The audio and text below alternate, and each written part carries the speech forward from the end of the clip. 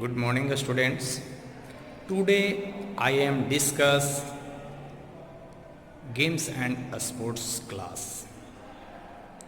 So what is games? The first topic is games. What is games and sports? So games is a physical or mental contest. Games is a physical or mental contest with opponent under the rules and regulation. These are called games and sports. जब भी हम ground में जाते हैं, football हो, volleyball हो, basketball हो, किसी भी ग्राउंड में अपोनेंट के साथ हम क्या यूज करते हैं? फिजिकली उसके साथ कंटेस्ट करते हैं, mentally, psychologically, technique, tactics use करते हैं under the rules and regulation. These are called games and sports. What is difference games and sports? Like question, what is difference? Some normal difference should be games and sports. Games is a team games and a sports is a individually and athletics. So athletics is a sports, न कि games. Athletics को हम sports कहेंगे, न कि games. Team game, volleyball games, volleyball sports कहेंगे अच्छा नहीं. तो team game is a games and personal individually sports. Badminton, athletics is a sports. Some difference between sports and games is clear. Now PT, what is PT and mass PT exercise? Exercise is any bodily activity that enhance or maintains physical fitness and overall health and wellness. These are called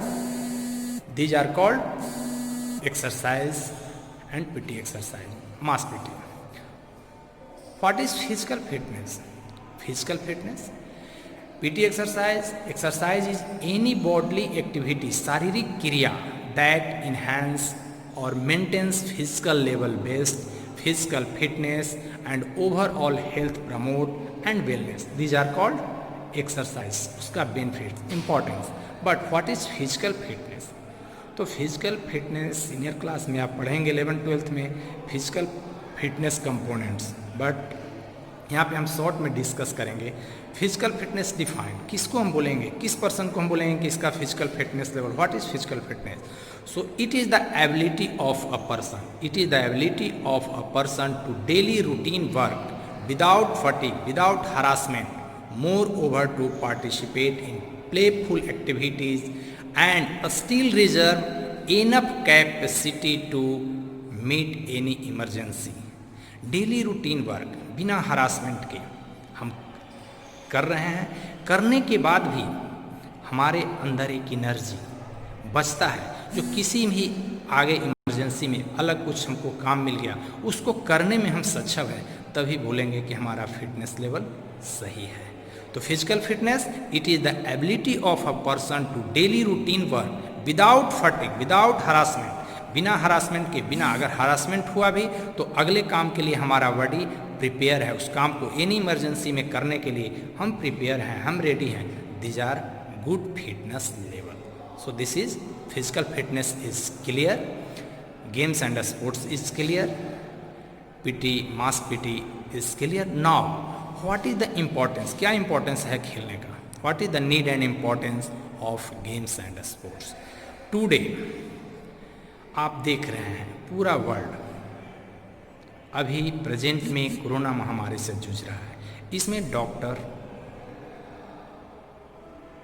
yoga guru, अलग अलग different types लोगों का एक कहना है social distancing के साथ immunity level बढ़ाने के लिए बोला जा रहा है हर एक जगह पे. वो कैसे इम्यूनिटी लेवल बढ़ेगा? Proper diet, proper balance diet, proper nutrients in a diet, in a meal and proper exercise, proper yogic exercise. Without a balance diet लीजिएगा, अगर proper exercise, proper yogic exercise, physical activity के बिना ये हमारा immunity level संभव नहीं है. तो physical activity, games and sports not benefit for present but also helps for your future. ये आपका प्रेजेंट के साथ साथ फ्यूचर के लिए भी आपको एक बहुत बड़ा वरदान है। इस चलते फिजिकल एक्टिविटी बच्चे हों किसी भी एज ग्रुप के लिए जिस तरह से वो कैपेबल हैं, फिजिकल फिटनेस उनको करना है। Now what is importance of games and sports? Games and sports is a very important for all age group. जिस तरह से उनकी कैपेसिटी है, उनका फिजिकल फिटनेस लेवल है, उस हिसाब से वो मनोरंजन के रूप में गेम्स एंड स्पोर्ट्स को, सब कोई प्रोफेशनल के रूप में गेम्स एंड स्पोर्ट्स को नहीं लेंगे, उसको एक मनोरंजन के रूप में, उसको एक फिजिकल फिटनेस लेवल ठीक करने के रूप में, मेंटल प्रिपरेशन के लिए उसको हम करेंगे, गेम्स एंड स्पोर्ट्स को अपने लाइफ का एक हिस्सा बनाएंगे। तो now some points and some need and importance in games and sports. Games and sports physical growth and development. Games and sports का सबसे पहला मकसद है इसमें growing age up to 12 years physical growth and development का chance सबसे ज़्यादा रहता है। वो हम ग्राउंड जाएंगे तो सबसे इसका फर्स्ट पॉइंट है फिजिकल ग्रोथ एंड डेवलपमेंट। बच्चे खेलने जाएंगे ग्राउंड में तो निश्चित है कि उनका शारीरिक ग्रोथ होगा और सही से होगा। Now second is emotional development. जब भी खेल के मैदान में आप जाएंगे, आपके बच्चे जाएंगे, जो बच्चे का आप तुलना कर सकते हैं जो खेल के मैदान में जाते हैं, इमोशनली निश्चित है कि वो दूसरे बच्चे की अपेक्षा इमोशनली जरूर फिट रहेंगे। फ्रेंडशिप डेवलपमेंट, ग्राउंड में जाएंगे, डिफरेंट टाइप्स स्कूल टूर्नामेंट्स दूसरे बच्चे के साथ, तो एक फ्रेंडशिप डेवलपमेंट, अच्छे फ्रेंड्स के वातावरण डेवलप करने का एक साधन है। Now cultural development, games and sports का कल्चरल डेवलपमेंट कैसे, this is the very important. Cultural development, आप एक मिनट सोच सकते हैं, आपका टीम यहाँ से खेलने के लिए other state, other district, other country जाता है, वहाँ का कल्चर कुछ है, आपके यहाँ का कल्चर कुछ है।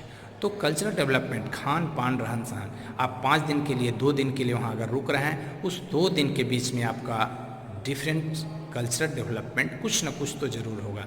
तो एक खेल एक माध्यम है जिसके द्वारा कल्चरल डेवलपमेंट होता है।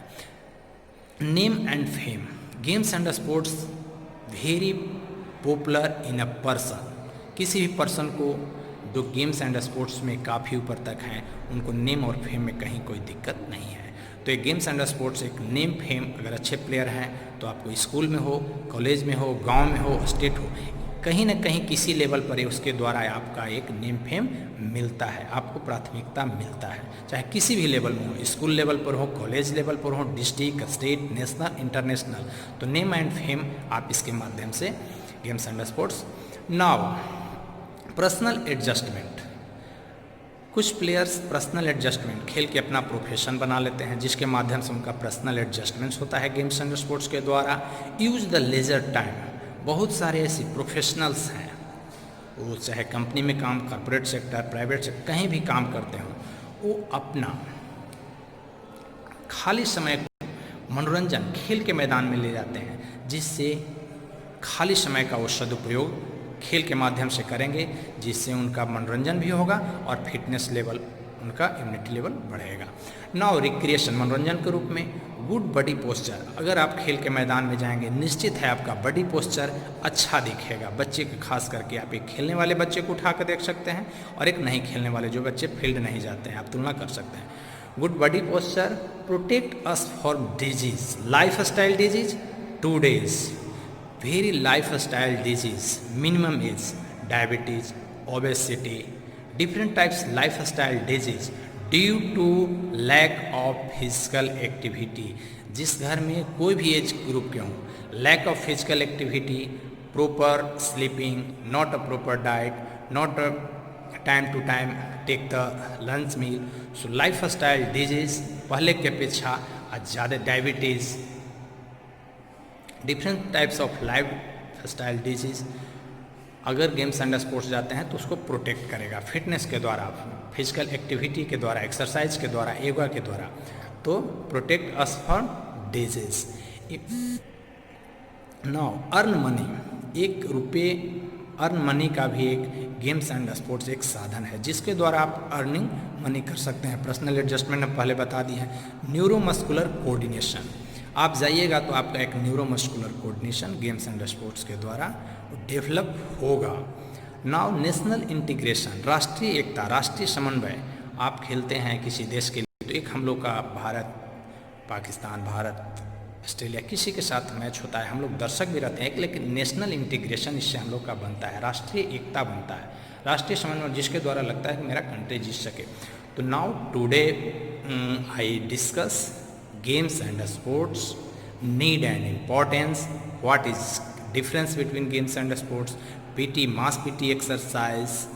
Now next class I will discuss, next video, warming up before the game and after the game, cooling down, some short discussion warming up and cooling down, and next video I am demonstrates mass PT exercise proper में करके मैं उसका video तैयार करूँगा।